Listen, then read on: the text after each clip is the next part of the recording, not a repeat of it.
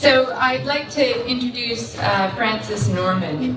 Francis is the General Manager, Innovation and Strategy at the National Energy and Resources Australia. And his responsibilities include monitoring emerging developments in the energy resources sector and the development of key documents such as NERA's Sector Competitiveness Plan. So thank you very much, Francis. And I'll turn it over to you. Lovely. Well, thank you. Thank you very much. It's nice to see, as one of the late sessions comes around, it's always nice to see a few people return to the room. I can still hear plenty of other people getting on with the networking outside, which is all well and good. I'm sure they don't know what they're missing in here. So we've got a slightly different sort of move on from the theme, from where we've been for the earlier parts of the day, and I've got to say I'm really happy to have a very diverse panel to work with for this as well. So to get things started, I'll ask each of you just to work along there, to introduce yourselves, a little bit about sort of the role that you have and your background and why you and where you fit in to what we're going to be talking about this afternoon. Yeah, thanks, Francis. So my name is Gus Nathan, and I'm a mechanical engineer. I lead the Centre for Energy Technologies at the University of Adelaide. And my background is really thermal energy in general, but in particular applications in the process industries. Coming out of my PhD was a technology. Back in those days, NOx emissions were the challenge. And so I worked on a lot of cement, lime, alumina processes, and then in also steel, iron ore, copper, glass, a lot of high temperature industries. And of course, increasingly as the challenge has moved to decarbonising, we have looked to concentrate on solar thermal and alternative fuels such as hydrogen. So that's kind of where this link fits in. Excellent, that's great. Rochelle? So Rochelle Doyle, I'm Woodside Senior Energy Program Manager in the technology function. So my role is really to look at what technologies we need to bring forward and how we can work with academic institutions and others to accelerate the technologies we need to enable a hydrogen economy to generate both for domestic and export. In terms of why I'm up here today, I guess what I bring is I am a chemical engineer who has a lot of background in operations and projects world and looking at the integration and the challenges we need to solve that are regionally specific.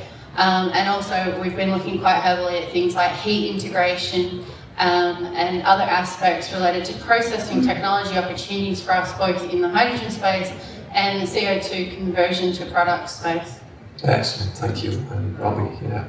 Yeah, so my name's Robbie McNaughton. I run a team in Newcastle that's looking at solar thermal technologies, which is where we concentrate solar energy to make heat. 20 years, I've been there for 20 years, and the first project I did was actually on hydrogen production. In those days, it was all about steam reforming and using solar thermal processes to do that. These days, it's about, I guess, putting that interface in from the solar process or the solar concentration process and actually doing something useful with it. So we're now starting to see hydrogen come back, new types of hydrogen processes, water splitting processes that are different to what you might see with the PV electrolyzer system. Cool. So staying with you then, Robin, I'll give you the first bite of the cherry on the first question. How can we use hydrogen in mineral processing? What are the options? What are the opportunities that we've got? So I guess there's quite a few different avenues. We've already talked about quite a few of them through today. Hybridizing is obviously one of the simplest ones, and when you talk about mining industries, in my experiences, they do tend to be extremely risk averse. So hybridization is a way where we can do blending of hydrogen with natural gas, and whether it be for your power generation, in a combustor, in whatever process that you might be doing in the mine, or in the processing of what's coming out of the mine. But even in your transport, you can actually do co-combustion of hydrogen with diesel. If you just wanted to introduce the concept of having hydrogen on a truck, but still having the diesel there, so that you know it runs. So that there's those sort of, I guess, easier things to do, but down the track, there's a whole stack of processes that actually utilise ammonia, which is one of the products we can make from hydrogen. As far as leaching processes go, that are already in use now. So you might be able to actually start to produce some of the chemicals that you need on site via hydrogen processes. Would you do that on site, or would that then be done off site to bring the products in? Or no, I think the sort of process that we're talking about is where you can produce ammonia on site. If you've got an electrolyser there, which has been one of the topics we've talked about a lot. Ammonia is one nitrogen atom and three hydrogen atoms. It's a very well practiced industrial process that's familiar to many people, I'm sure. Yeah. So I guess from your background, there's clearly other applications for hydrogen as well. Well, I mean, to me, like hydrogen is a very easy fuel to burn. It's one of the easiest fuels to utilise, a very well established fuel to utilise. The challenge isn't in using it, the challenge is in making it cheaply enough. And in particular, the challenge in integrating it into a mining process, I think, is how we do we typically call energy cascading. To get the value, we need to do more than one thing. Essentially, hydrogen is a very high value fuel, and particularly low temperature heat is quite a low value application. So if you want to do low temperature heat, you probably would want to look at something like maybe a gas turbine as a first stage of energy extraction, and then the waste heat into maybe something like a copper concentrating process or something like that. Alternatively, we think probably concentrating solar thermal as a heat source is probably going to be cheaper with some storage, but you can't get enough storage to run 24/7, 365 when you have all the cloud. So hydrogen would come in potentially as a supplement to that. So I think what we've got to understand is really how to energy cascade and value add, a bit like what was described already in the electricity sector. We've got to do a lot more than just simply think of it as fuel. We have to think about it as a system, how we cascade. And with those opportunities, I think we can start to find value drivers. Right. Yeah. The only thing you want to add to that one, Robin, you're all good. Rochelle, I know we'll get to you as the questions move forward. So those are sort of the thermal opportunities. Are there other things that we can use hydrogen for? So, about leaching. I think there's the ammonia leaching type processes, but most of the processing of some sort of ore ends up being some sort of reduction process. So hydrogen is a great reducer. It sucks out of oxygen, out of everything when it combusts or reacts. And so there is an opportunity there to actually start to, I guess, reimagine how we might do mineral processing. So everything's currently being designed around combustion of natural gas because it's the only way to get the temperatures you need for some of the mineral processing reactions. If you're now doing it with hydrogen, the easy way is once again just to replace the natural gas with hydrogen. But there's actually a huge opportunity, I think, to actually start to reimagine how we might do these processes and re-optimise them completely, and turn them upside down. And, the possibilities are actually quite massive. So go on, Rochelle. Yeah, I guess I'd make an observation in that space as well. If we look traditionally at Australia's processing industry, we're relatively wasteful with energy and heat. And as we move forward, there's a lot of opportunities. And one of the things that hydrogen can also do is help with your CO2 footprint through methanation and other products to convert your CO2 to something that either can be a substitute fuel to reduce fossil fuel consumption or replace. And then some of those products are easily used in our existing networks as feedstocks. And a lot of those then give you options for heat integration between the different processes. So if we take that, let's think differently in the future, you could potentially use your CO2 stream if you have one and some of your hydrogen to make yourself an additional product or give yourself a fuel stock that you can use as well. So I think it's about thinking more novelly about how we tie things together. Yeah, I agree with these comments. I think as we're really starting to move into a new paradigm. And one of the things that's important to think about is we're making hydrogen, we're probably also making oxygen. And often, currently, it's pretty much wasted. and 60% of the, one of the reasons why to make hydrogen from water is 60% efficient is because roughly the rest of it goes into the hydrogen. So what we can think about is now, let's say, many of the mining companies need sulfuric acid. So you could potentially be looking at burning sulfur with the oxygen, extracting energy from that. There's a whole suite of new value propositions we can start to think about with the availability of lower cost hydrogen production technologies. We definitely need to start reimagining the space. And for example, there are gas turbines that can burn sulfur. So what's stopping us doing all these things now? Is it just imagination and money? And someone brave enough to start pushing that thing forwards?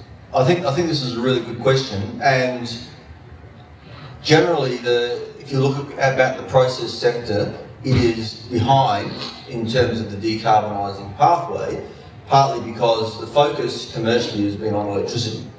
And if you look at for example, there's a really good International Energy Agency report I really like by Cedric Philibert, which shows the rest of the sector, the electricity sector decarbonising first, the transport second, and the one that is the slowest is the process industry. And Gordon made a similar point about these are the hard ones to decarbonise. But the mining is kind of the front end of the wedge because it's the lower temperature end. And I really think it's a great opportunity now that the new technologies that are coming in, it's an opportunity to really start tapping the process heat with some vision. Yeah, and I guess some capital as well, because plants are already built. You're not going to pull down what you've got to build something else. Exactly. Yeah. So, who's doing this now? Are there places in the world other than universities, CSIRO, other places where these things are starting to appear and to materialise? I mean, there is a fair bit of work being done in Europe, low temperature heat. Not so much with hydrogen, but with other waste fuels. Denmark has got a very high penetration of utilising low temperature heat processes, for example.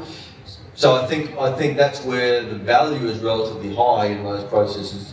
But I think there are opportunities to borrow some of those technologies and also then start integrating in a new way. In the mining sector, I'm not aware of much has been done. We had some discussions with a company about potential application in solar thermal, and the technologies that were being looked at didn't quite make the grade there. But in the meantime, there's a lot of other recent developments. So I think it's definitely in the stage where it's beginning to be more economic, particularly as the cost of hydrogen come down as part of that mix. Yeah, so I would say that probably mirrors my experience of some of the trips and engagements I've had, is that there's some quite good sector coupling, particularly around heat integration happening at the demonstration scale, particularly in places like Germany. What's interesting is all of these are new build, small scale at this point in time. And I think the challenge which we could throw out and which Australia would be really good at is how do we innovate to bring some of that into the brownfield space, because actually we've typically solved our brownfields problems really well, and I think it's just about saying how do we change the mindset to be able to do it in that space differently, and it will need to be stepwise, and it does need to be low risk in terms of starting somewhere in your process that has a capacity to tolerate that, but I think it really is about changing how we think about it. I think the other point to make there is, as far as solar resource goes, Chile actually has quite similar solar resources, if not better. And there is a really strong push in the mining industries over there to see how they can integrate solar into their processes, whether it be with hydrogen or just electrifying things. So they're probably jump ahead of us a little, if anything, in starting to innovate in that space. Yeah. So just a quick one for you, Gus. We've had a recurring theme through Western Australia, in particular with iron ore, around why don't we value add? It's one of the minerals that we mine and ship. Could hydrogen be something we could explore in there?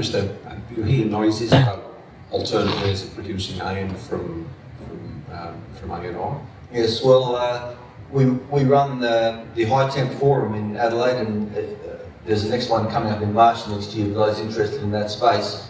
And that's one of the things we're going to be looking at, the next step as to where it's up to. But obviously, there are many a mix of drivers as to why value adding is done in different locations, and there are a range of market reasons. For example, in China they have a lot of also scrap metal that goes back into the bringing the cost down. But there's no doubt that as the new markets emerge and as there are drivers for low carbon products in iron and steel, the most prospective pathway for decarbonising is hydrogen. There are some technologies, direct production, which have been demonstrated at large scale with hydrogen. A number of others in Europe, there are a number of other developments occurring. So this really is coming on, and the cost of the green hydrogen will be a critical component in that.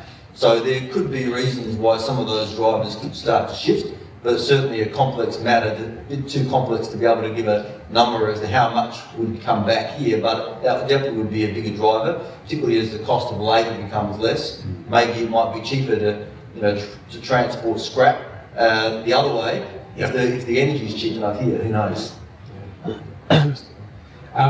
So I'll look at you for a session bit here, Rochelle. So from the mining sector, what can we as the mining sector learn from other industries? I guess I'm thinking, looking at you with Curragh Woodside, previous to that in Rio Tinto, is that right? No, I had the joy of starting my career at the Wagerup refinery not long after it was demothballed. So it's a little while ago now. I think one of the things with this emerging industry that doesn't get a lot of airtime is around system integration. So right now, I completely agree with everything that's been said today, that you can go out and you can buy all the component parts, or the widgets as I like to call them today.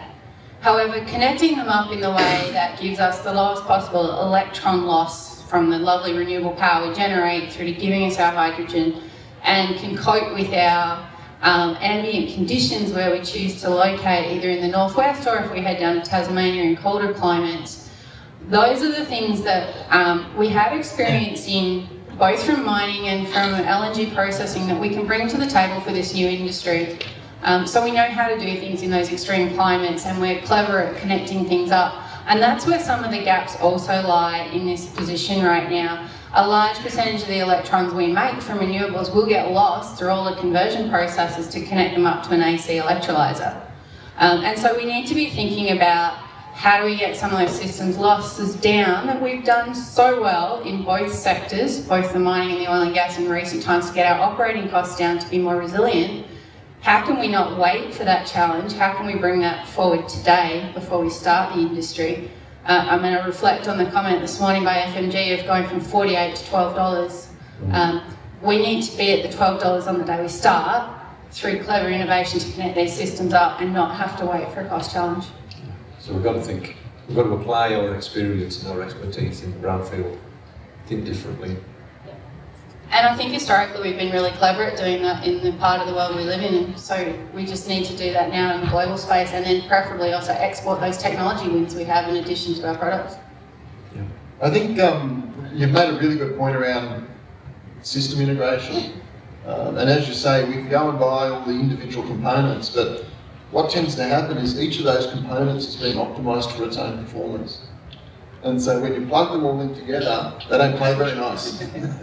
And because they're all trying to do their best, but as a complete unit or a complete train, they don't actually deliver what you want in the end. So it's really important that when you actually go out and try and plug all these things together, you actually put the entire system and how that's going to perform rather than the individual components. And identifying those gaps.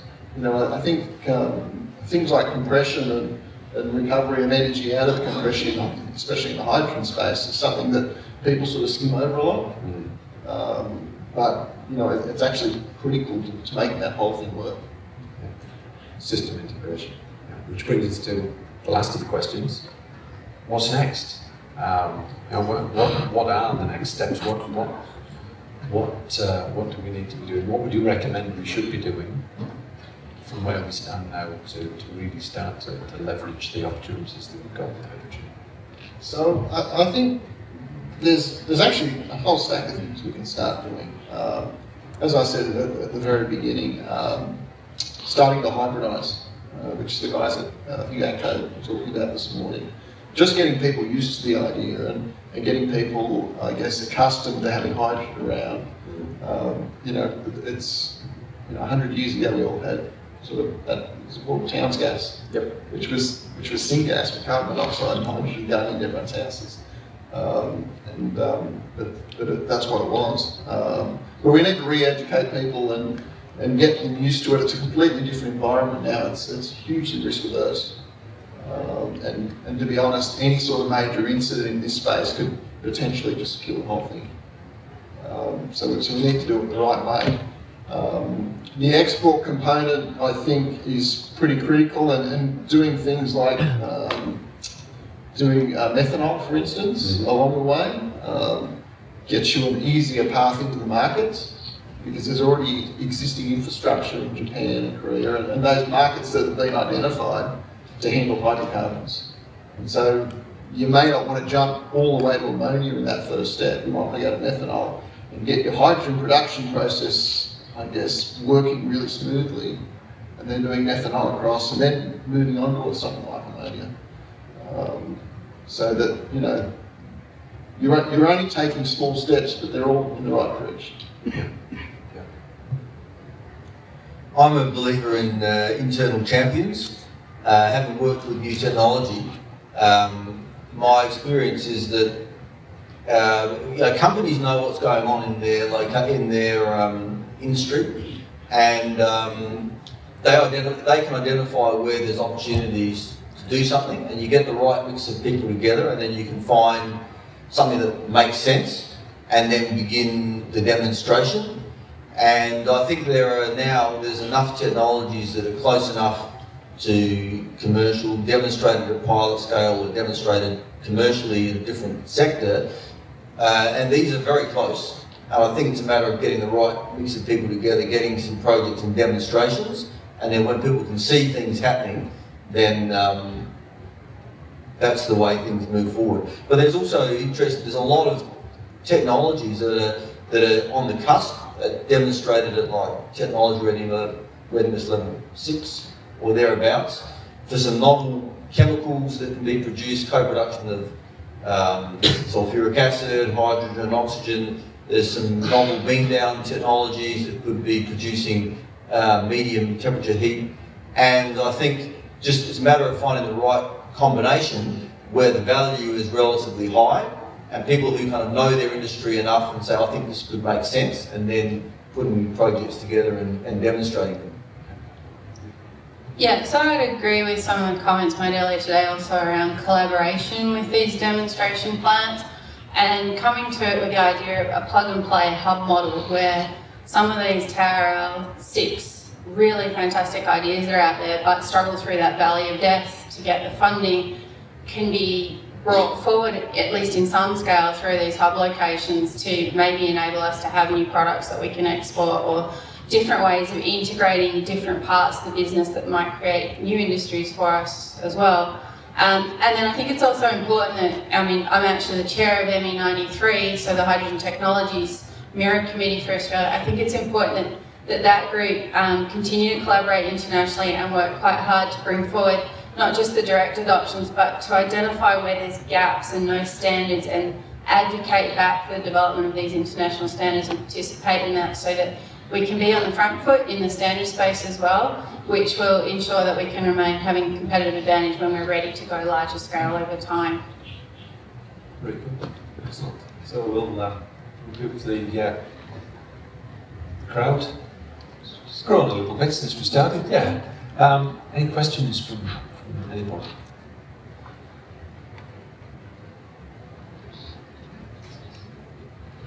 Getting too close to drinks.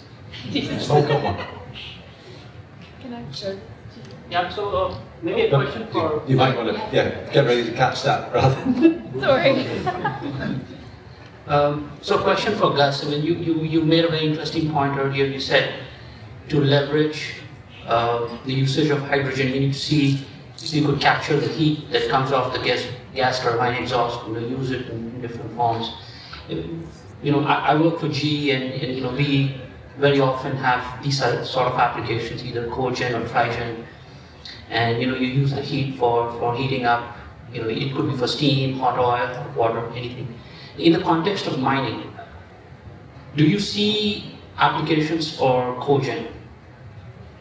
Yeah, very much so. I mean, you've got quite a few of the mining processes that go to concentrating, copper concentrating, for example. These need heat. Also, some of the leaching there's a range of different processes where heat is an advantage. The challenge is, of course, balancing the scale of these different systems. You have to have the right max. Obviously, with a gas turbine, typically 60% of the energy goes into heat. So there is very significant potential, and if you want a constant power output as at least part of the system, and you've got definitely crushers often have got fairly constant power demand, and process heat is usually pretty constant demand. So there are a lot of these opportunities. We've started to look at those with solar thermal as well. In the past, the barrier would have been the high cost of the hydrogen fuel. There's going to be a crossover point where these will start to come in, and so I think these are the kind of opportunities we're getting the right mix of people together who can see we think that can work in our location. Initially, there might be a bit of a cost difference between what's commercial now, but this is where the funding agencies that spoke in the last session. This is the kind of thing that's needed to bridge those barriers and get the demonstrations going. Excellent. Thank you.